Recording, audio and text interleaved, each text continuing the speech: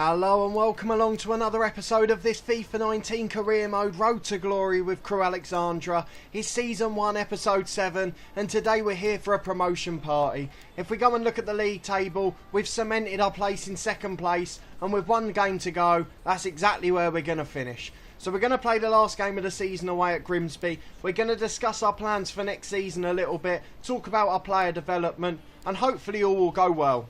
So we'll be back in a second with news of the team sheet. Right, we've got our first 11 out for today. They're all fit, they're all fully ready to go. We've got 6 of our homegrown youth prospects on the bench today, so 3 of them will definitely get a chance as well, as we look to celebrate promotion in style. We'll be back in a second with the kickoff. Right, into the game we go. Obviously not much riding on the result, but we want a few players to continue to impress us, to see if they're going to be the right fits for us in the first team next year. We have got a few big decisions to make. We've changed the camera slightly, which has sped the game mode up for some reason. I haven't changed any of those settings, but it has got quicker as a result. Purely by coincidence, but all I've done is change the camera angle, I promise you that. But we have got our first choice team out. There's a couple of areas we'd look to improve for next year. It's just whether we're going to give youth prospects a chance and keep with the other ones for another 6 months, or whether we want to make sure we go into League 1 with a bang by trying to get the best 11 possible together. Obviously we have no idea what our budget's going to be yet, though I'm sure after our slight failings this year there will be a lot of pressure on our budget for next season in terms of getting our youth prospects in the team. We were trying to make 20 appearances with 4 players this season, but unfortunately due to the times they came through, we didn't really get a chance to do that, as Grimsby are in for the first chance of the match, but that is absolutely atrocious and it trickles wide for a goal kick. But as we've said, we've not been able to give as many appearances to youth players as we'd hoped to, but that is largely just due to the timings of when they came through, not through any fault of our own of not wanting to do it. I think Jordan Griffiths has managed it, the one who came through earliest, and if a few of the others had come through as early, they would have as well. But we have given them chances since they've been here. Potts has got to the byline now and we've delivered a ball in, but it's headed away easily and we've got to build again from the edge of the box. We're going to have a long pop here, why not? Deflects in, there you go, the key man we signed in January, George's Manjek, and he is one who is definitely going to be in the first 11 next season. What a player he is, even at League 1 level. 1-0 to Crew early doors, and we'll be back in a second for the centre kick. It's Grimsby with the kick-off as they look to avoid a second goal. They want to keep the things respectable in their last game of the season. They're at home, their fans are seeing them off. I don't know what sort of season they've had, but they don't want to be going down heavily. We've got to talk about some of our younger players and some of our weak spots in the team. Obviously, we addressed 2 of them in January. We brought in Kirillov on the sort of attacking role of the diamond and Manjek at the back. I am looking to continue with the diamond next year because it's been so good for us and it's a formation I'm most familiar with, being a season ticket holder at Luton Town. It's what I see nearly every week, so I've got to stay true to that. One of the problems we do have is at centre half. Rains is getting on a bit now and he's only rated 62, which is the joint worst in our first team. Ray's also 62, but he's an inspirational captain. He's fairly quick for a centre-half, and he's got a little bit of room for development in him yet. He's only mid-20s, so I'm not too worried about replacing him, but I'd definitely like to get one in. We have got a young player called Mason who's come in at centre-half. He's the latest of our youth players. He's only rated 52 at the moment, but I have no doubt he will develop very quickly. So he's someone we'll definitely keep in as 4th choice next year and getting games in cup competitions and things like that. The other players we've got to worry about are in midfield. At the moment we've either got a choice of a 63 rated James Jones or a 64 rated Payne, who's a natural holding midfielder playing in a more advanced role at the moment. We did start the season with Paul Green, but obviously he's declining now at the age of 35 or so. He's only rated 62 and he'll probably be on the way out this summer. So one centre midfielder is something else we're also going to have to look for. And although Dan Potts is playing brilliantly for us, he's got a fairly low rating in our first team as well. And we haven't actually got a natural backup at left back. So that might be the 3rd position we need to look at. There's only one more that I'm really worried about, and that's up front. Mainly because we've only had 1 youth prospect come through, and he's one of the worst ones out of the 6 or 7. Sean Miller's into his 30s now and is only rated 62, and Nichols, the backup's gone down to 61. Porter's already said he's going to be retiring, so we know he won't be about, and as we go into next season, we've really only got Jordan Bowery up there. So that's definitely going to be a priority position with centre-half. So I think if we look at it in total, we're looking at 4 signings. 2 of them have to be first 11 players, one of the centre-halves for sure, and definitely a striker, whether it be a big target man or one of those quick lads in behind. I mean, ideally we'd like someone like Bowery who's got both, but we can't always promise that. If we could get a centre midfielder and a left back, that would be great. But there we're not too worried about whether they're first choice or not. So we might go for slightly younger youth prospects in those positions if we can find the right players or they come through in our youth academy. It's Potts with the ball now as we're coming forward. We're almost at half time. Two of the players that definitely won't be being replaced are Justin and Ruddock, who we got from Luton at the start of this season. They have developed and come on leaps and bounds. They're rated 65 and 66 respectively, and they've been absolutely brilliant for us. It is a bit strange how unrealistic FIFA career mode is. Players don't reject you based on the reputation of your club. I mean, who goes from the first choice team at the top of League 1 down to the bottom of League 2 and helps turn a side from a relegation favourites into a promotion specialist? Bowery's miskicked the air there and is cleared away, and on the stroke of half time it is going to be 1-0. That Manjek goal does the job for us after a deflection. But it is a bit unrealistic, but that's not what we've got to work with. We've got to work on making this the best possible for Crewe Alexandra. We know FIFA's unrealistic, and in the career mode, we just have to do what we can in the transfer window and bring in good players as a result. It's half time, it's 1-0, and we'll come back in a second for the second half.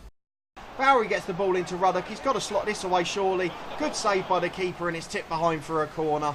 Very good again from Pelly Ruddock, getting into those positions behind. The two men on the side of the diamonds are working so effectively for us. And the cross comes in, but it's punched away by the goalkeeper. We might have a go, but we're just going to keep it simple in the end. We've managed to get in there. What an effort that is. 2-0 it is. Sean Miller with the goal. A fantastic strike. And that might well be his last from the club. A good finish though, and we're comfortably 2-0 up. It's Grimsby with the kick-off. They're trying to avoid humiliation here. We're not too worried about matters on the pitch, but we're certainly celebrating our title in style, We want to get a good performance and as big a win as possible. We've not really had many dominant victories this season. There have been a lot of close games, and we've been the masters of the clean sheet, if anything. This narrow diamond does set itself to defensive sturdiness, but it's not really that fruitful on the attacking front, particularly when we haven't got those sort of physical strikers, or none when Bowery's not fit to play anyway. They've given the ball away again, and we're going to get in behind here surely. Bowery's running in one-on-one. We're going to try to cut back. He's managed to get it back, but unfortunately the Grimsby player's cleared before he can get there. And on the stroke of the hour, it's still 2-0, and we look completely comfortable in this one. We have mentioned that we've got 6 or 7 young players coming through. They've all been absolutely excellent when they have played, but they're developing at different rates and they don't have the stamina to play 90 minutes most of the time. And unfortunately, you can only bring 3 of them on at once. So we are going to have to be a bit more patient with them, but they're developing well in training, and we're trying to do things that work on their bursts of speed or their endurance, and hopefully that will pay dividends as we go into next year. Miller's got the ball down the left-hand side again, and we've just got to try and deliver now. There's 2 in the box. Kirilov's the shortest man on the pitch though, so he won't get there. But Manjek in the middle is just a commander. He controls the play brilliantly, and we're able to hold the ball up front again. But unfortunately, he's been flagged offside, and I think it's time for some of the youngsters to come on. So we'll make the 3 changes, and we'll be back in a second with news of them. Right, we've made our 3 subs. We've brought on 3 of the young players as promised. We've brought on Jordan Griffiths, who's made so many appearances this season and done well. Harvey Evans has come on at the tip of the diamond for Kirilov. And we've also brought on Mason, the young centre-half, who luckily for us can cover at left-back, which is where he's getting a lot of his appearances at the minute, as our full-backs overlapping are always likely to get tired towards the end of games. Ray, the captain, is absolutely brilliant at the back again, and Bowery brings it away to Manjek. Out to Bowery again, and on the right to James Justin on the overlap. He's the one that stayed on this time. Overlap's not gone successfully and it's been given away. But we are really excited for next season with some of these youngsters. We're obviously going to have a bit of a tougher season in League 1, but we have got a team in some areas which is already ready for it. It's prepared. We've got Justin and Ruddock, who are young players who have improved. Garrett, the keeper, as well. And we've also got people like Manjek and Kirilov, the ones we've brought in with experience, who already have that quality in their ranks. We've got Evans in behind. Can he score for the club? Oh, he can. What a perfect way to finish the season. I think it was Mason who set it up as well. He got the ball into Miller, or the other centre forward at least, and the ball came in. Let's have a look. Mason with the ball in, finds Miller into Evans, and Evans with a lovely finish on his left, his weaker side. And what a way to finish the season. I do like it when the young players are playing well and getting involved. He started to improve in training as well. I think he's gone up 2 attribute points. Jordan Griffiths has gone up 5 already since he's been here, and that's crucially important because we're supposed to, over the course of 2 seasons, develop at least 3 players by 10 points, and he's been one of them, and he's certainly on course, and he's definitely going to make it to 58 by the end of next season. What a fantastic player he's been, and we'll just control possession in the middle again. Those overlaps on the wing have always worked, but this time we just slightly underhit it. We've got them under so much pressure, and they've been one of the worst sides we've played all season. and thankfully it's come on the last day of the season when we can put on a show on camera. We started this season with a lot of defeats on camera, but it's good to show you our true colours on the screen before the end of the season. We've got an overlap again from Evans. Evans is in one-on-one, he's going to shoot, he's gone low but it's straight at the keeper, and it was a bit greedy in the end. Griffiths and Bowery were both coming in at the back stick. But with 5 minutes to go, we're not going to be too critical. It's been a very good performance, and the young lads have got to keep working and developing. Mason's got up at left back. What a win that is from the centre half. And there's a benefit to having a big man out wide. We've got the ball forward with Griffiths again. Always finding that overlap. He's improved so much. We've tried to get in behind again with Evans. Evans on the right hand side beats his man. Can we deliver? We can, but it's a bit low and it's going to be easy for the centre half. What a performance and what an end to a season.